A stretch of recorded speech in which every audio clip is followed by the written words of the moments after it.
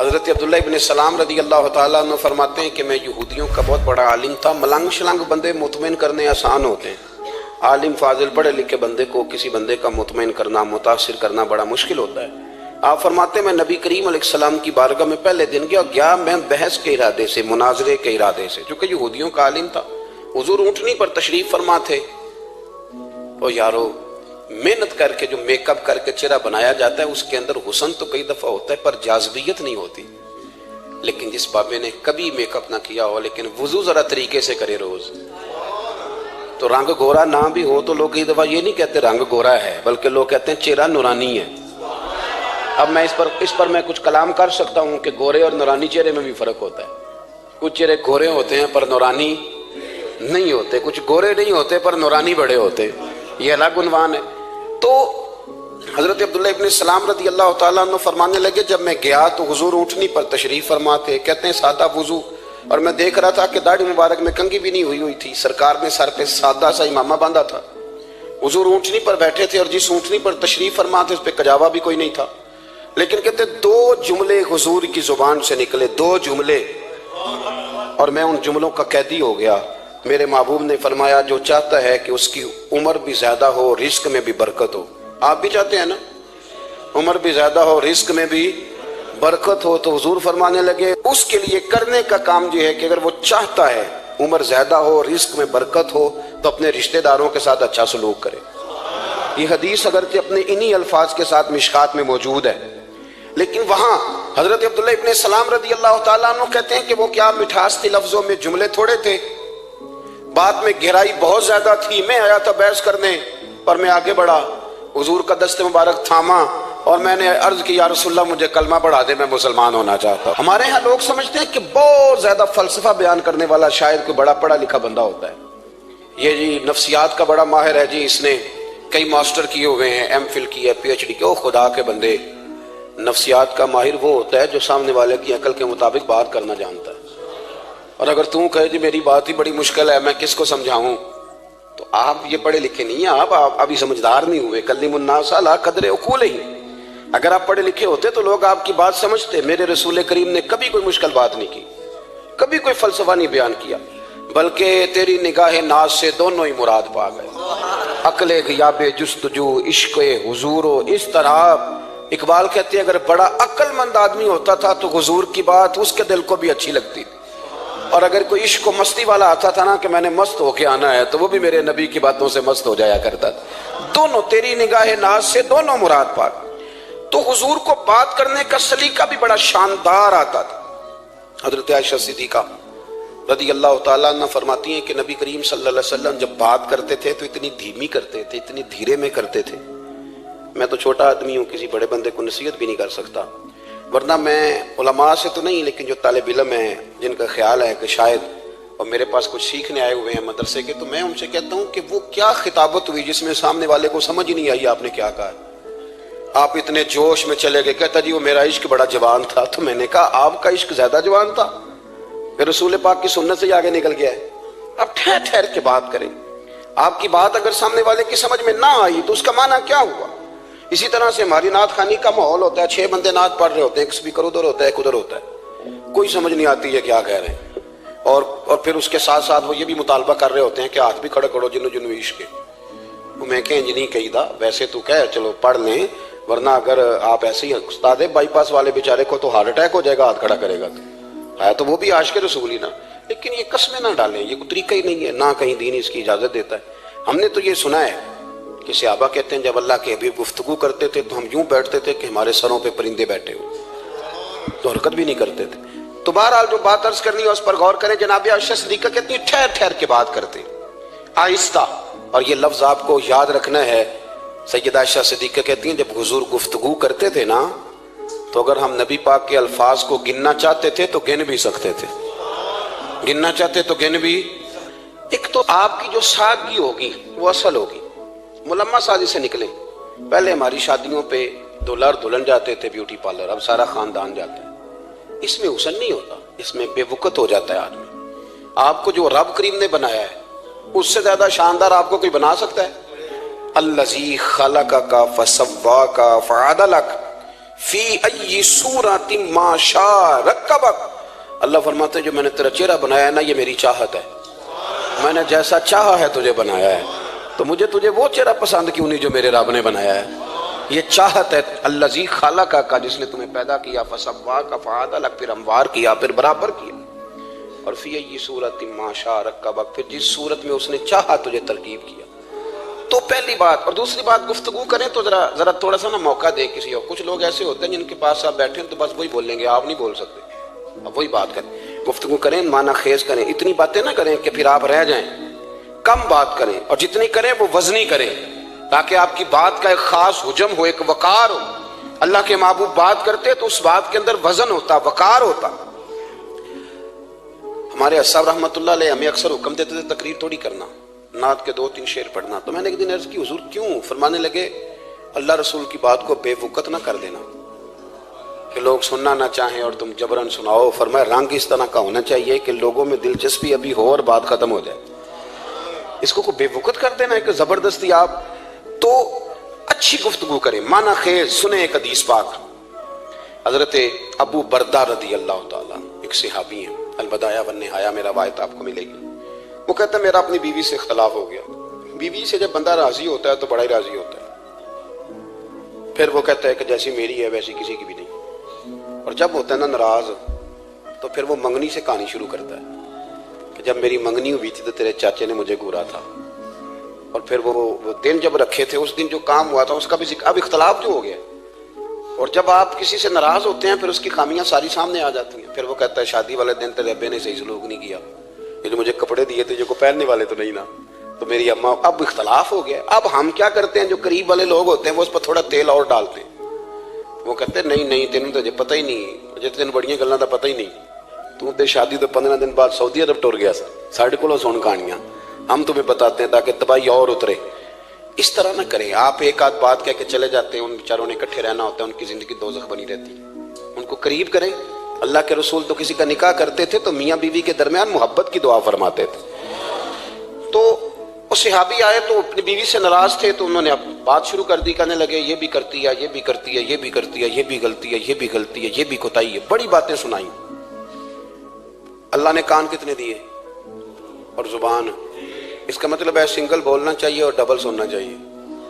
اب جتنا بولتے ہیں اس سے ڈبل سننے کا مزاج بنائیں، کیونکہ کان اللہ نے 2 دی اور زبان سنگل بولیں اور ڈبل سنیں۔ حضور سنتے رہے، بلکہ حضرت ابو بردہ رضی اللہ تعالیٰ عنہ کہتے ہیں میرے محبوب نے نا تکیہ منگا لیا، ٹیک لگا لی۔ کئی لوگ کہتے ہیں نا جی ڈاکٹر نے میری بات تو پوری سنی کوئی نہیں، تو جب تک پوری سنی نہ جائے بعض بندوں کو تسلی نہیں ہوتی، پورا وقت دیا۔ وہ کہتے ہیں جتنا میرے اندر غبار تھا سارا میں نے نکالا، اور میں نے ثابت کر دیا کہ میری بیوی میں یہ بھی کمزوری ہے، یہ بھی کمزوری ہے، یہ بھی کمزوری ہے۔ کہتے ہیں جب میں تھک گیا نا باتیں کر کر کے اور باتیں ختم ہو گئی تو حضور ہلکا سا مسکرائے، پھر پہلی نظر ہی لوٹ لے ماہی تیرے ہار شنگاراں۔ کہتے ہیں حضور ہلکا سا مسکرائے زیر لب اور فرمانے لگے کہ تیری بات ختم ہو گئی ہے تو ایک میں بھی کر لوں؟ تو نبی کریم صلی اللہ تعالیٰ علیہ وسلم فرمانے لگے صرف ایک بات کا جواب دے، صرف ایک، تیرے آگے ہیں یوں دبے لچے فصحا عرب کے بڑے بڑے، کوئی جانے منہ میں زبان نہیں بلکہ جسم میں جان نہیں۔ حضور فرمانے لگے یہ بتا کہ تیری بیوی میں ساریاں خامیاں ہی ہیں کہ کوئی خوبی بھی ہے؟ بھائی اتنا جواب دے دے، زیادہ لمبی چوڑی بات نہیں، تیری بیوی میں ساریاں خامیاں ہیں۔ اللہ جو بندے بناتا ہے نا تو ایسا کوئی بندہ رب کریم نے نہیں بنایا جس کے اندر اللہ نے کوئی خوبی نہ رکھی ہو۔ یہ الگ بات ہے کہ ہماری اپنی اینک پر مٹی پڑی ہوتی ہے اور ہم سامنے والے کا چہرہ صاف کرتے رہتے ہیں، اپنی اینک نہیں صاف کرتے۔ تو حضرت ابو بردہ رضی اللہ تعالیٰ عنہ فرماتے ہیں جب سرکار نے اس شخص سے یہ بات کہی نا کہ کوئی خوبی بھی ہے تیری بیوی میں، تو کہتے ہیں وہ شخص کہتا ہے میری نا بالکل ایک جملے نے سوچ ہی بدل دی ساری۔ یوں سمجھ لے کہ میں اس روڈ پہ چل رہا تھا، میرے نبی پاک نے مجھے اس والے راستے پہ ڈال دیا، بالکل ساری سوچ، یعنی ایک ہی جملہ لیکن ہر چیز بدل دی سرکار نے۔ حضور فرمانے لگے کوئی خوبی بھی ہے؟ کہتے میں تھوڑی دیر چپ رہا، عرض کی یا رسول اللہ صلی اللہ علیہ وسلم آپ حکم کریں۔ تو حضور فرمانے لگے اپنی بیوی سے کبھی بغض نہ رکھو، اگر تمہیں اس کی خامیاں نظر آئیں تو اس بات پر توجہ کرو جو اس کے اندر خوبی ہو۔ کہتے ہیں میں نے اٹھ کے عرض کی یا رسول اللہ میری بیوی پردے کی بڑی پابند ہے، میری خوابگاہ میں کوئی دوسرا شخص کبھی پیر بھی نہیں رکھ سکتا۔ تو فرمایا جا پھر گھر جا کے بسا، جو سب سے اعلیٰ خوبی تھی وہ تو اللہ نے تیری بیوی کو عطا کی ہوئی ہے، گھر بسا۔ تو ایک تو سرکار کی ظاہری جو اللہ نے آپ کو حسن و جمال دیا تھا وہ بے مثل تھا، گفتگو کا جو ڈھاب اور سلیقہ دیا تھا وہ بے مثل اور بے مثال تھا، اور پھر جو حضور کی ادائیں تھی نا، کانا خلقہ القرآن۔ حضرت عائشہ صدیقہ کہتی ہیں میرے محبوب کے اخلاق دیکھنے ہو تو قرآن پڑھو، جن اخلاق کا قرآن درس دیتا ہے وہ عملی طور پر سارے مدینے والے محبوب میں پائے جاتے تھے۔ جو سب سے بہترین عادت تھی نا، بہترین ترین عادت، وہ اللہ نے میرے رسول کریم کو عطا فرمائی۔ ہمارا نا اب ایک مزاج بن گیا ہے، ہمارے بعض لوگ بڑے فخر سے بتاتے ہیں کہ جی مسواک سنت ہے، اب تو سائنس بھی مان گئی ہے کہ مسواک کریں گے تو آپ کے وجود کے اندر جو منہ میں فالتو مادے ہوں گے جراثیم وہ مر جائیں گے، اب سائنس بھی مان گئی ہے۔ مجھے کبھی کبھی اس لفظ سے بڑی تکلیف ہوتی ہے، میں کہتا ہوں کہ سائنس اگر نہ مانے تو ہمیں کوئی اس پہ فرق پڑتا ہے؟ نہ مانے سائنس، ہمیں کیا لینا دینا سائنس سے؟ سائنس تو کبھی کچھ کہتی ہے پھر کبھی کچھ اور کہنے لگ جاتی، سائنس کا کیا ہے؟ سائنس کو منوانا ہماری ڈیوٹی۔ ہاں، اس طرح کا دین نہ بناؤ کہ معاذ اللہ دین کو سائنس کا غلام کر دو۔ سائنس کل بھی رسول اللہ کی غلام تھی، آج بھی میرے نبی پاک کی غلام ہے۔ تو حضور کی جتنی ادائیں ہیں، جتنی، ایک کدو شریف ہے، حضور نے کدو استعمال فرمایا ہے۔ آپ چلے جائیں کسی بھی جگہ پہ، جس بندے کو بہت زیادہ بلڈ پریشر کا مسئلہ ہونا تو اب اس کو ڈاکٹر کہتے ہیں کہ کدو ملے تو اس کو استعمال کراؤ۔ تیزابیت حد درجے اختیار کر جائے اور اندر کا نظام سارا درم برم ہو جائے تو اس کو کدو استعمال کراؤ، اور آپ اس کی خاصیت دیکھ لیں۔ تمام سبزیوں میں سے تحقیق بھی سب سے زیادہ اسی پہ ہوتی ہے۔ میرے رسول پاک کا ایک طریقہ مبارک ہے، اور صحابہ کے اگرچہ سید الطعام گوشت ہے، کانوں کا سردار اسے کہا گیا، لیکن حضرت انس بن مالک رضی اللہ تعالیٰ عنہ فرماتے ہیں کہ درزی نے نبی پاک کی دعوت پکائی تھی، وہ درزی تھا، کپڑے سیتا تھا۔ آپ فرماتے ہیں کہ میں حضور کے ساتھ اس درزی کے گھر گیا تو گوشت اور کدو پکا ہوا تھا۔ فرماتے ہیں اگرچہ سردار گوشت ہی ہے پر نبی کریم نے نا گوشت کے ٹکڑے ہٹا کے نا تو اندر سے کدو نکال کے کھایا۔ حضرت انس بن مالک کہتے ہیں مجھے کدو پسند نہیں تو میں نے کبھی نہیں کھایا تھا، گھر میں ہوتا تو میں جھگڑا کرتا، پر آج حضور کی رغبت دیکھی نا تو کل نہیں پسند تھا پر ابھی مجھے کدو بڑا پسند ہو گیا، مجھے کدو شریف سے پیار ہو گیا۔ جو اعلیٰ ترین چیزیں تھیں وہ نبی پاک نے استعمال فرمائی، اعلیٰ ترین۔ زیتون کی افادیت کبھی کم ہوئی ہے 1400 سالوں میں؟ کبھی کسی نے کہا ہو کہ زیتون استعمال نہ کرو؟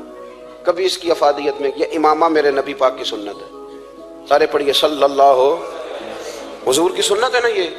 کبھی کوئی بندہ ایسا آپ کو ملا ہو کہ اس نے امامہ باندھا ہو تو کسی نے کہا رہن دے یار تینوں سونا نہیں لگتا؟ بندے سارے سونے تو نہیں نہ ہوندے، میری بات کی سمجھ آ رہی ہے؟ لیکن امامہ کبھی کوئی آپ کو ملے گا ہی نہیں کہ اس بندے کے مزاج کے ساتھ یہ فٹ، یا اس کے چہرے کے ساتھ یہ فٹ۔ اینک آپ لے لیں بازار سے، چھوٹی بھی ملتی ہے بڑی بھی ملتی ہے، کچھ لوگوں کے چہرے پہ کچھ چیزیں نہیں سیٹ ہوتی، فٹ نہیں ہوتی، لیکن یہ سرکار کی چونکہ سنت ہے، اور اس کا اعزاز یہ ہے کہ نبی پاک نے فرمایا جمعے والے دن امامہ باندھ کے آیا کرو، جمعے والے دن امامہ باندھ کے آیا کرو۔ جو لوگ جمعے والے دن امامہ باندھ کے آتے ہیں اللہ کے فرشتے ان پر درود بھیجتے ہیں۔ لیکن امامہ شریف ہونا چاہیے، اپنی مرضی کا رومال نہ باندھ لیں، کم از کم 3.5 گز ہو، اور ٹوپی کے اوپر باندھا گیا ہو۔ اپنی مرضی کا طریقہ نہیں اختیار کریں، وہ جو شریعت نے حدود بیان کی ہیں اس کے مطابق چلیں۔ میری بات کی سمجھ آ رہی ہے؟ تو جو بات میں نے چھیڑی ہے وہ یہ ہے کہ اللہ کے محبوب رب کریم کی دلیل ہے۔ جتنا کائنات کے اندر حسن کوئی بندہ تلاش کرنا چاہے گا وہ مجبور ہو جائے گا اور اسے دروازہ رسول پہ جانا ہی پڑے گا، اسے نبی پاک کے دروازے پر اسے جانا پڑے۔ ہم کوشش بڑی کرتی ہیں سونے لگنے کی، بڑے بڑے لوگ روپ دھارتے ہیں بیچارے، بڑا کچھ کرتے ہیں، لیکن آپ کو لوگ سونا کہیں گے، نورانی نہیں کہیں گے۔ مجھے بڑی کر لیں، داڑھی روز بنائیں بے شک، لیکن فطرت داڑھی ہے، حسن ناراض ہو گیا۔ اور داڑھی بڑی سمجھدار ہے، کبھی عورت کے منہ پہ نہیں آتی، آتی مرد کے منہ پہ ہے، مرد کے منہ پہ داڑھی آتی۔ چلے میں کوئی بات نہیں کرتا ورنہ میں تو حنفی ہوں، میرے امام صاحب تو اس بندے کی گواہی قبول نہیں کرتے جس نے داڑھی نہ رکھی ہو، وہ کہتے ہیں اس کی شہادت کچہری میں قابل قبول نہیں ہے، وہ تو قبول نہیں کرتے اس کی شہادت کو بھی۔ اب چلیں عوام سے ڈرتے ڈرتے کئی دفعہ کچھ باتیں نہیں بتائی جاتی پر باتیں ہیں تو صحیح نا۔ ایک بندے نے داڑھی مڈائی تھی تو جناب عمر نے مدینے سے بھی نکال دیا تھا۔ انسانوں کانے کوئی کہہ گیا کہ چنگی طرح نیک ہوے گا تاں رکھی تے روٹی ادن کھائی ہاں جدن چنگی طرح نیک ہو جائے گا، اس سے پہلے کیوں کھاتے ہو؟ یہ قسم اٹھاؤ کہ پیسے اس دن پکڑنے ہاتھ میں جس دن چنگی طرح نیک ہونا ہے. کچھ لوگ کہتے ہیں میں اندر سے ٹھیک نہیں، تو اندر سے ٹھیک ہونا تیری ڈیوٹی نہیں، ظاہر ٹھیک کرنا تیری ڈیوٹی ہے، باطن تو رب کریم اپنی رحمت سے درست فرمایا کرتا ہے. تو جو تیرے ذمہ لگایا اللہ نے وہ تو کرنا، جو تیرے اللہ نے. ظاہری صورت سے ہوتا کیا ہے، سنو کیا ہوتا ہے. مولانا رومی نے لکھا ہے حضرت موسیٰ علیہ السلام کے زمانہ مبارکہ میں ایک شخص تھا تو حضرت موسیٰ علیہ السلام کی نقلیں اتارتا تھا. آپ کتنا لمبا کرتا پہنتا تھا، ہاتھ میں چھڑی پکڑتا تھا، تھوڑا غصے سے بولتا تھا، معاذ اللہ نقل اتارتا تھا. جناب موسیٰ کلیم اللہ علیہ السلام کی قوم کا جب غلبہ ہوا تو انہوں نے نکال دیا اس کو، تو نقلیں اتارتا ہے، وہ نکل گیا، شہر سے باہر نکال دیا. حضرت موسیٰ کلیم کہتے ہیں میں ایک دن کوہ طور پہ گیا ہوا تھا تو رب کریم نے مجھ سے فرمایا کہ فلاں جگہ فلاں درخت کے نیچے میرا ایک دوست انتقال کر گیا ہے، اسے اٹھائیے، غسل دیجیے، کفن دیجیے، جو اس دور کا طریقہ تھا، تدفین کر دے. حضرت کلیم علیہ السلام فرماتے ہیں میں اپنے حواریوں سمیت پہنچا، جب بندے کا چہرہ دیکھا تو حیران ہو گیا، یہ تو نقلیں اتارنے والا ہے، تو نقلیں اتارنے والا ہے. پر اللہ کے نبی رب کریم کے حکم کے آگے لایت اللہ نہیں کرتے، یہ نہیں کہتے کہ میری عقل میں نہیں آ رہا. اٹھایا، غسل دیا، کفن دیا، تدفین کر دی اس کو. جب دفن ہو گیا حضرت موسیٰ علیہ السلام کوہ طور پہ حاضر خدمت ہوئے اور بارگاہ عالی مرتبت میں عرض کرنے کہ مالک تو بے نیاز ہے، چارہ سوال تو نہیں، پر اپنی تسلی کے لیے مالک یہ فرمائیے کہ وہ تو نقلیں اتارتا تھا. تو رب کریم نے فرمایا موسیٰ بات یہی ہے، پر میں نے اسے نا مرتے وقت ایمان نصیب کر دیا، وہ آپ کا کلمہ پڑھ کے دنیا سے گیا ہے اور توبہ کر کے گیا ہے، تو مالک اتنی کرم نوازی کیوں ہوئی؟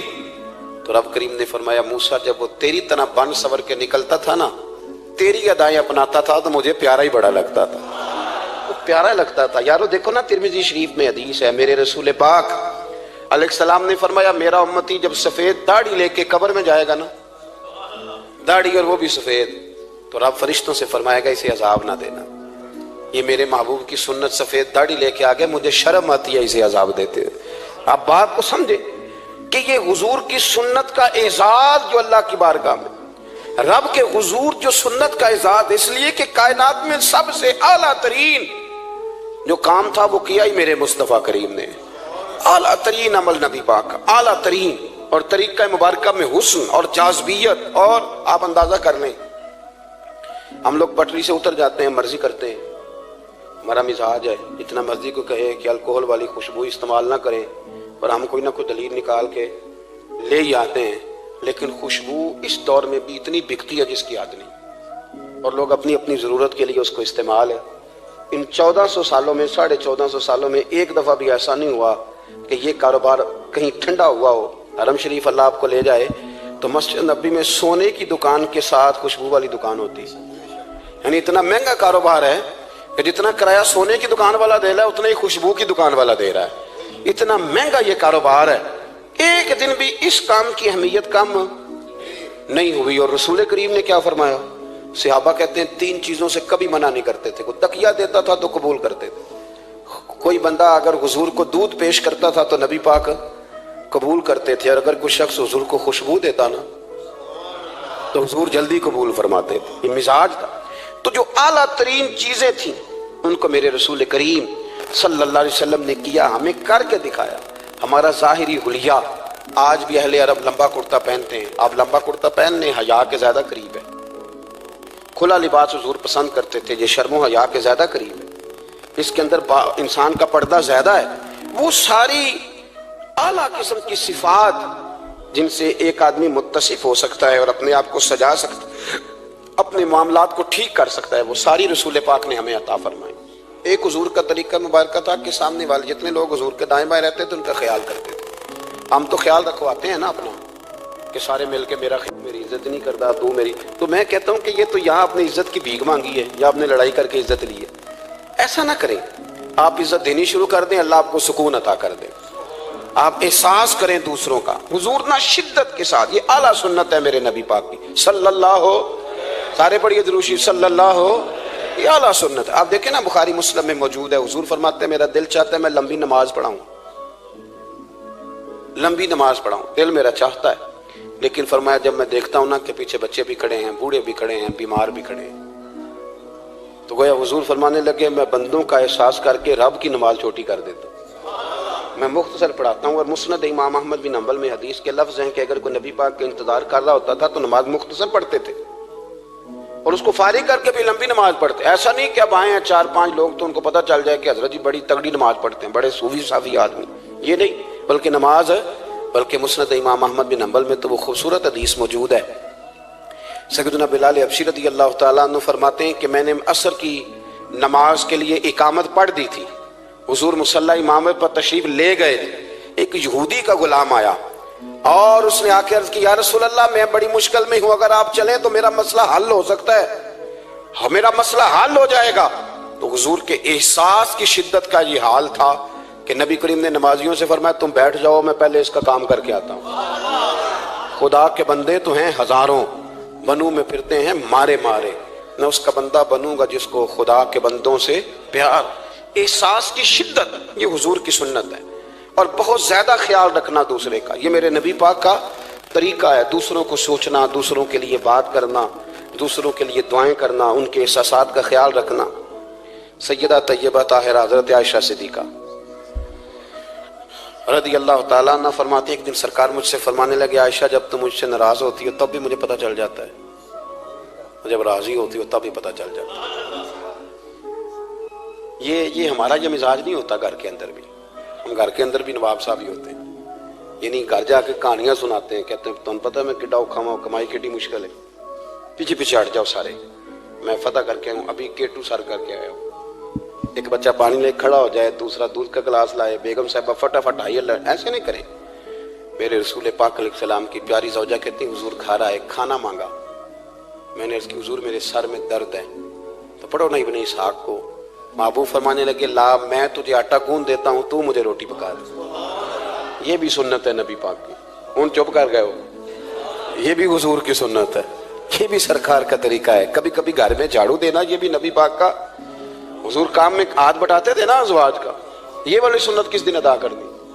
ایک دن میں نے جمعے میں یہ بات کی تو ایک بچہ مجھے کہنے لگا حضرت صاحب یہ سنت ادا سے کر لیجیے پر ساڑھے ابے بھی تو سمجھاؤ نا.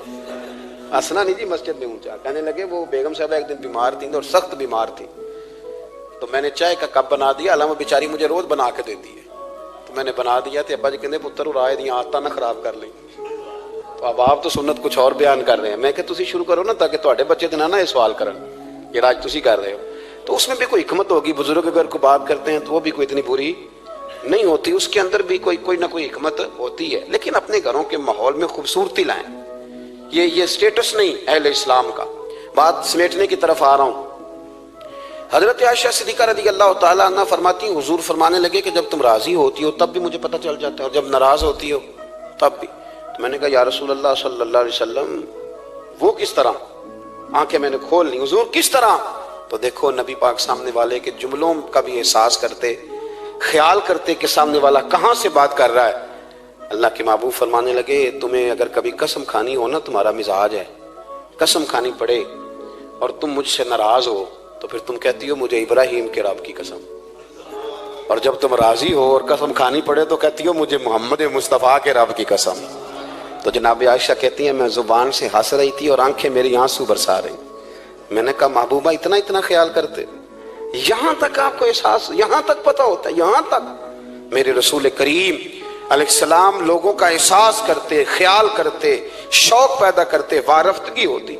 کئی دفعہ حضور فرض نماز پڑھ کے گھر چلے جاتے, تھوڑی دیر کے بعد آتے مسجد میں نماز پڑھ لیتے. کئی دفعہ قاضی اعجاز مالکی رحمۃ اللہ علیہ اس کو لکھنے کے بعد اس کی شرح میں فرماتے ہیں اصل بات یہ تھی کہ حضور جب تک مسجد میں رہتے تھے صحابہ ادباً بیٹھے رہتے تھے, تو حضور فرماتے میں جاؤں گا نہیں تو یہ بھی نہیں جائیں گے. تو سرکار گھر تشریف لے جاتے تاکہ لوگ اپنے اپنے کام میں لگ لیں اور پھر حضور واپس آ جاتے.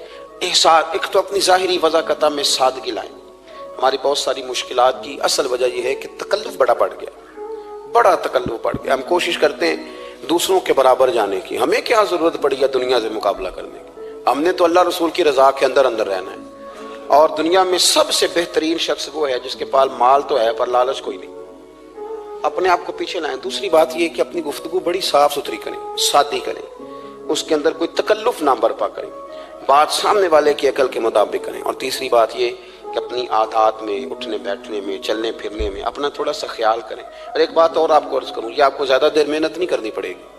اگر تھوڑا سا وقت آپ اپنے آپ کو دے دیں نا, اقبال کہتے ہیں اپنے من میں ڈوب کر باجا سراغ زندگی، چل تو اگر میرا نہیں بنتا نہ بن، اپنا تو بن، اپنا تو بن، تھوڑا ہی اپنے اوپر بھی تو محنت کر لے کہ ساری زندگی دوسروں کی اصلاح کرتے رہنا۔ دوست کوشش کریں اپنی عادات پہ 2 4 5 ہفتے کے لیے محنت کریں تاکہ عادتیں سنور جائیں، تاکہ طبیعتیں بدل جائیں۔ ایک حدیث پڑھتا ہوں اور اپنی بات کو سمیٹتا ہوں۔ میرے رسول کریم صلی اللہ تعالی علیہ وآلہ وسلم نے فرمایا کہ اگر اللہ اخلاق کو چہرہ دیتا نا، یہ جو عادات ہوتی ہیں، اور عادات سے مراد صرف میٹھا بولنا نہیں بلکہ لالچ نہ کرنا بھی خلق ہے، تھوڑے پہ راضی رہنا بھی خلق ہے، سچ بولنا بھی خلق ہے، غیبت سے بچنا بھی اصل اخلاق یہ ہے۔ میٹھا تو کئی دفعہ لوگ اپنے مطلب کے لیے بھی بول لیتے ہیں، وقتی طور پر کام نکالنے کے لیے بھی بولتے ہیں۔ تو حضور نے فرمایا کہ اگر خلق کو اللہ تبارک و تعالیٰ چہرہ عطا کرتا تو کائنات میں سب سے بہترین چہرہ حسن اخلاق کا ہوتا، سب سے اچھا اور خوبصورت، اور فرمایا اگر بد خلقی کو اللہ چہرہ دیتا تو بد صورت ترین چہرہ اس کا ہوتا۔